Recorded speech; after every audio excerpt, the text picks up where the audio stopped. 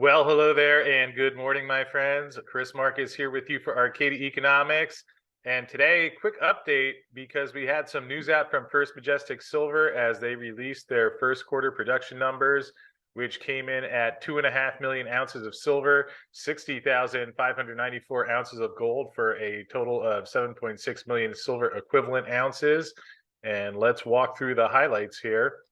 The silver production was a 6% increase over the prior quarter due to higher head grades at San Dimas and La Encantada, and the gold production was a 4% decrease due to lower grades at Santa Elena and San Dimas, and the Jerritt Canyon production of 16,431 ounces was a 3% decrease over the prior quarter. Of course, Jerritt Canyon has been temporarily shut down, as First Majestic has taken a step back to reevaluate the operations there. They're planning to shift to exploration activities there for the growth of inferred resources, and they're also planning 28,000 meters of drilling. At Santa Elena, they transitioned to full mine production at Ermitaño with a throughput rate of 208.8 thousand processed tons, which was a 26% increase over the prior quarter. And they currently have 18 drill rigs active across the sites that completed 36.6 thousand meters of drilling in that first quarter. And that consists of 7 rigs at San Dimas, 5 at Santa Elena, 2 at La Encantada, and 4 at Jerritt Canyon. Note here from Keith Neumeyer, who is president and CEO of First Majestic, mentions the Mexican operation saw strong production as a result of higher silver grades and overall plant performance. The San Dimas and La Encantada mines each experienced double-digit increases in silver grades as well as higher plant throughputs. And at Santa Elena, the higher production levels came from moving away from the main vein and only processing the Ermitaño ores so far in 2023. And he also did mention a note about the decision at Jerritt Canyon, saying they're not walking away from Nevada, but just repositioning the project to be successful when they decide to restart operations. And he feels that the first quarter of 2023 will be an inflection point towards improving the cash flows and the overall position of the company. And in terms of a breakdown at their various mines, San Dimas, 3.296 million silver equivalent ounces. That's 1.6 million ounces of silver, 20,000 ounces of gold, with silver production increasing 15%, primarily due to grades and an increase in tonnage. Gold production was flat, and they're expecting silver and gold grades at the Perez vein to improve in the second quarter. And also 7 underground drill rigs, as I mentioned earlier, which completed a total of 14,145 meters of drilling. At Santa Elena, they came back with 2.1 million ounces of silver equivalent.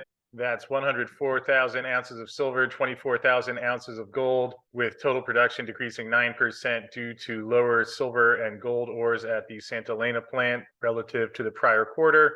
Silver and gold recoveries at Ermitaño averaged 50 and 90%, with the new 3,000 ton per day filter press and dual circuit reaching continuous performance, and silver recoveries increased 18% compared to the prior quarter. 5 drill rigs there completed 14,499 meters of drilling. At La Encantada, they came back with 836,448 ounces of silver, which is a 4% increase, primarily due to the higher tons milled and improved silver grades. And at the northern portion of the Beca zone, they're expected to begin stope production in the second quarter, which they expect will further improve overall production. And there were 2 underground rigs for 1,800 meters of drilling there. And lastly, at Jerritt Canyon, they produced 16,341 ounces of gold, which was a 3% decrease to the prior quarter as a result of an 18% decrease in tons milled, which was partially offset by a 15% increase in gold grades. And they mentioned that throughput was below plan due to excessive time in the crushing circuit driven by multiple failures in the dryer fines conveying system. And they were also dealing with severe weather in northern Nevada, intermittent power outages, which impacted production from all of the underground mines. Again, as I mentioned earlier, they did recently suspend all mining activities at Jerritt Canyon to reduce costs. although the remaining stockpiles of ore are being processed in the second quarter. And during the first quarter 2023, 4 underground rigs completed 6,181 meters of drilling. And for the rest of 2023, their exploration efforts are going to focus on the growth of the inferred resources and testing locations with favorable geological settings and large volume potential. And they are planning a total of 28,000 meters of drilling for 2023. And in just about 2 weeks on May 4th, First Majestic will be releasing first quarter earnings and the first quarter dividend payment. So we will certainly keep you posted when that happens. Link to this full press release so you can take a look through all the details is in the description field below. And taking a quick look at the chart of First Majestic here back in March 20th, that is when they made the decision to shut down Jarrett Canyon. Stock has recovered nicely along with the silver rally in the time since then. A little bit lower than the day that they made the decision to shut down Jarrett Canyon, but good to see a rebound there. And with that said, going to wrap up for today, but thanks for tuning in, and I will see you again a little bit later.